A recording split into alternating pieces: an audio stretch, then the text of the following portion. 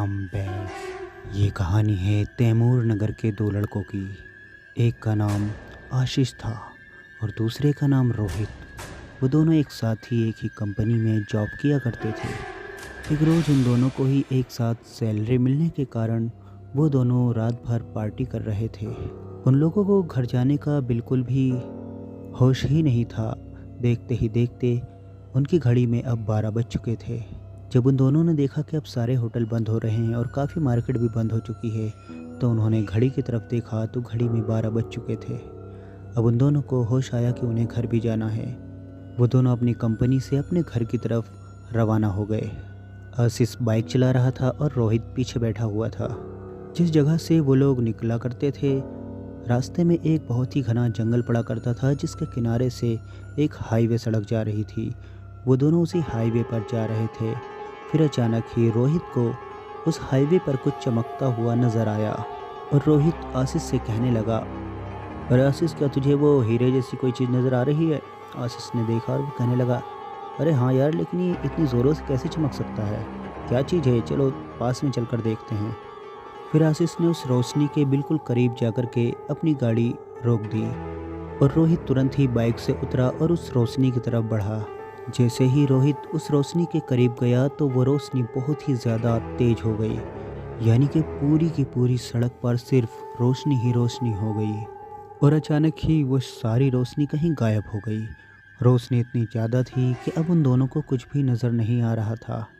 फिर कुछ देर के बाद उन दोनों को सब कुछ नज़र आने लगा और वो दोनों एक दूसरे की तरफ बड़ी ही हैरानी से देख रहे थे और एक दूसरे से सवाल कर रहे थे कि आखिर ये रोशनी कैसी थी, ये सब क्या था। वो दोनों वहाँ खड़े ही थे कि फिर अचानक से वहाँ पर एक बहुत ही ज़ोरदार हवा चली। वो हवा ऐसी थी जैसे कि उन दोनों को कोई खींचते हुए उस जंगल के अंदर ले जा रहा हो और वो दोनों उसी हवा के साथ साथ खिंचते हुए चले जा रहे थे। रोहित और आशीष अब ज़ोर ज़ोर से चिल्लाने भी लगे, लेकिन वो हवा ऐसी थी कि वो उससे बाहर निकल ही नहीं पा रहे थे। और देखते ही देखते वो दोनों उस जंगल के काफ़ी ज़्यादा अंदर पहुंच चुके थे।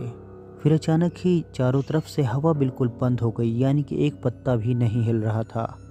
उन दोनों ने अपने आप को एक बहुत ही बड़े पहाड़ के नीचे पड़ा हुआ पाया। अब रोहित आशीष को उठाते हुए बोला, आशीष, हम कहाँ पर हैं? जितनी भी जल्दी हो सके यहाँ से हमें बाहर निकलना चाहिए। आखिर कैसी हवा थी जो हमको यहाँ तक खींच के ले आई? लेकिन आशीष तो कुछ और ही देख रहा था।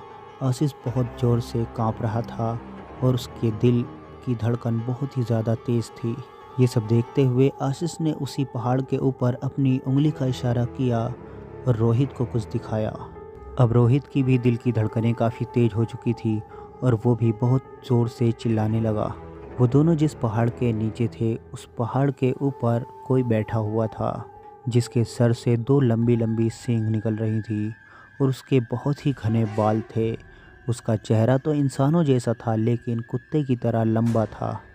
उसका पूरा जिस्म काले कपड़े से लिपटा हुआ था। हाथों में बड़े बड़े नाखून अलग ही नज़र आ रहे थे और इतने अंधेरे में उसकी सफ़ेद सफ़ेद आंखें अलग ही दिखाई दे रही थी। और फिर अचानक ही वो पहाड़ से नीचे उतरने लगा। उसको नीचे उतरता देख रोहित और आशीष खड़े होकर जैसे ही भागने की कोशिश कर ही रहे थे कि वो किसी चीज़ में फिसलकर उसी जगह गिर गए।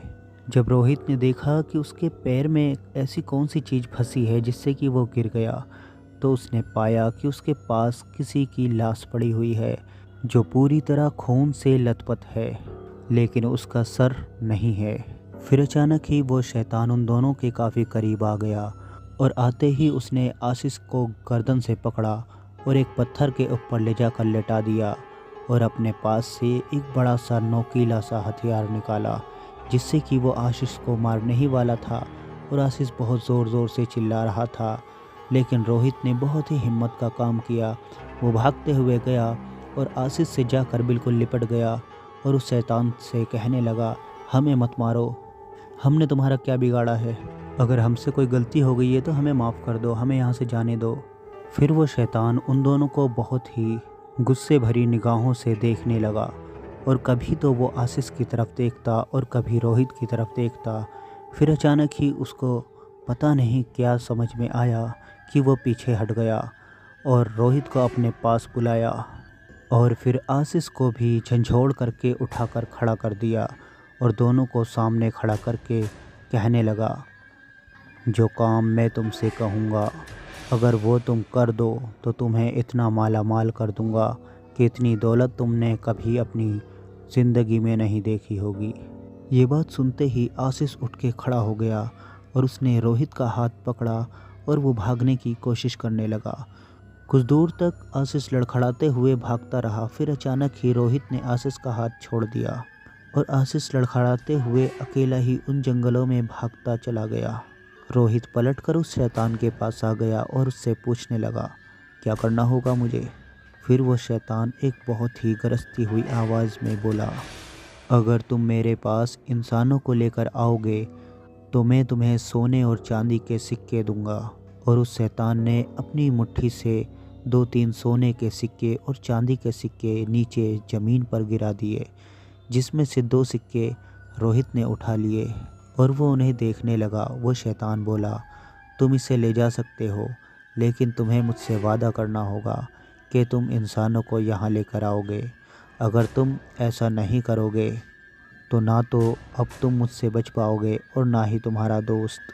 तुम जहाँ कहीं भी रहोगे मैं तुम्हारे आसपास ही रहूँगा। फिर रोहित कहने लगा, अभी मुझे जाना होगा, मैं तुम्हारे पास ज़रूर आऊँगा। और वह शैतान हल्का हल्का सा मुस्कुराने लगा। रोहित वहाँ से भागते हुए बाहर हाईवे रोड पर आ गया। वहाँ आकर उसने देखा कि उनकी बाइक वहीं खड़ी हुई थी, लेकिन वहाँ पर आशीष दूर दूर तक कहीं भी नज़र नहीं आ रहा था। फिर से रोहित उसी जंगल में चला गया और वो आशीष को ज़ोर ज़ोर से आवाज़ देने लगा। फिर अचानक ही आशीष की आवाज़ रोहित के कान में पड़ी और रोहित आशीष के पास पहुँच गया। उसने देखा आशीष ज़मीन पर पड़ा हुआ था और वो पसीने से लथपथ था। किसी तरह आशीष को रोहित बाहर तक लेकर आया और उसे बाइक पे बिठा करके वो घर ले गया। घर ले जाने के बाद देखा तो आशीष की तबीयत बहुत ही ज़्यादा ख़राब हो चुकी थी। रोहित उसे डॉक्टर के पास लेकर गया। फिर 4-6 दिन के बाद आशीष बिल्कुल ठीक हो गया और वो रोहित से पूछने लगा, आखिर वो शैतान तुमसे क्या कह रहा था और तुम उसकी बात सुनने के लिए वापस क्यों चले गए थे? लेकिन रोहित ने उसकी सारी बातें ऐसे ही घुमा फिरा करके काट दी और उसको कुछ भी नहीं बताया। अब रोहित हमेशा यही सोचा करता था कि वो शैतान के पास किसी को लेकर जाए या ना जाए। एक दिन रोहित बैठकर यही बातें सोच रहा था कि अचानक ही एक लड़का रोहित के सामने से गुजरा, जिसका नाम मनीष था।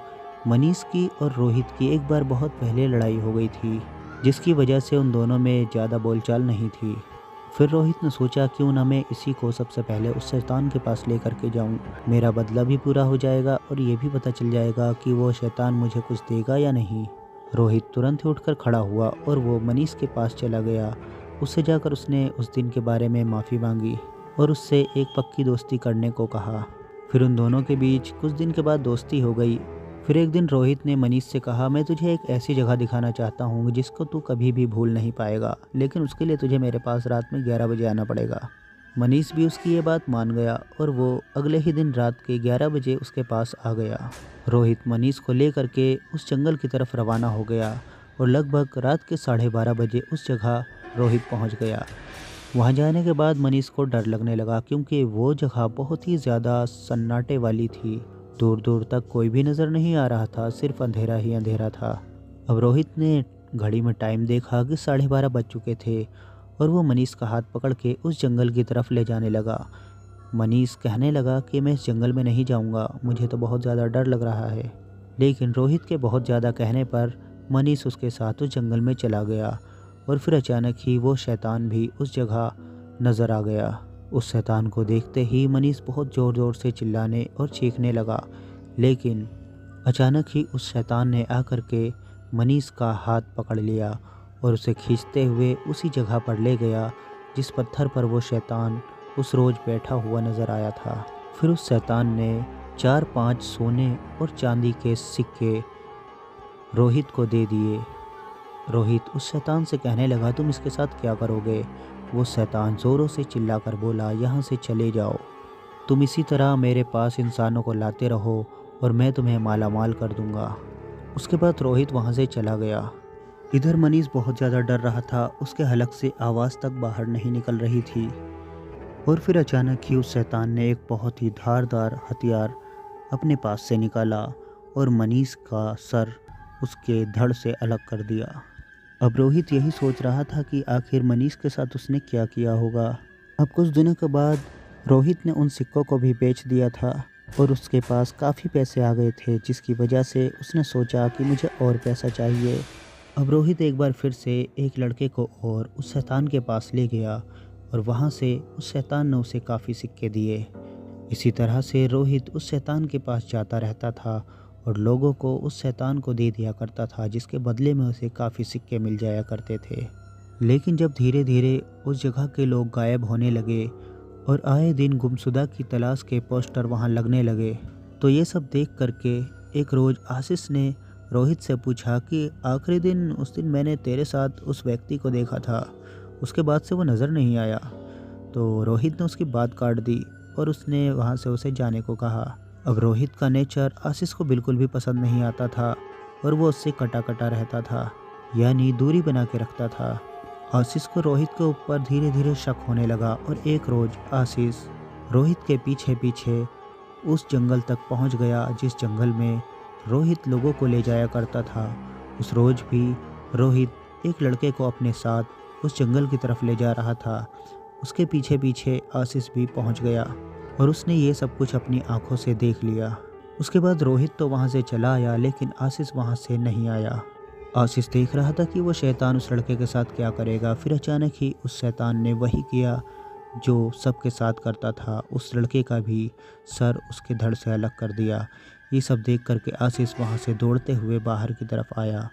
उसने बाहर आकर देखा कि रोहित गाड़ी स्टार्ट कर ही रहा था कि अचानक ही आशीष रोहित के सामने आके खड़ा हो गया। रोहित कुछ बोल पाता उससे पहले ही आशीष उससे कहने लगा कि मैंने सब देख लिया है जो तुम कर रहे हो, लेकिन मैं तुम्हें ऐसा करने नहीं दूंगा। और फिर रोहित और आशीष के बीच में एक लंबी चौड़ी बहस शुरू हो गई और कुछ ही देर में वो दोनों हाथापाई पे उतर आए। आशीष थोड़ा हेल्दी भी था और रोहित थोड़ा कमज़ोर था। इस वजह से आशीष ने रोहित को बहुत मारा और मारते मारते उसने सोचा कि अगर ये ज़िंदा रह गया तो पता नहीं कितनी जानें और ले लेगा। इसलिए एक बड़े से पत्थर से उसने रोहित के सर पे वार करा, जिसकी वजह से रोहित तुरंत ही मर गया और उसकी लाश को उसी जंगल में आशीष ने फेंक दिया और वहाँ से चला आया। अब रोहित तो मर चुका था, लेकिन वो शैतान अब भी जिंदा था और उस शैतान के पास इंसानों को लाने का सिलसिला भी अभी तक जारी था। रोहित के मरने के बाद इंसानों को कौन पहुँचा रहा था उस शैतान के पास, जानने के लिए दूसरा पार्ट ज़रूर देखें। Thanks for watching. Bye bye.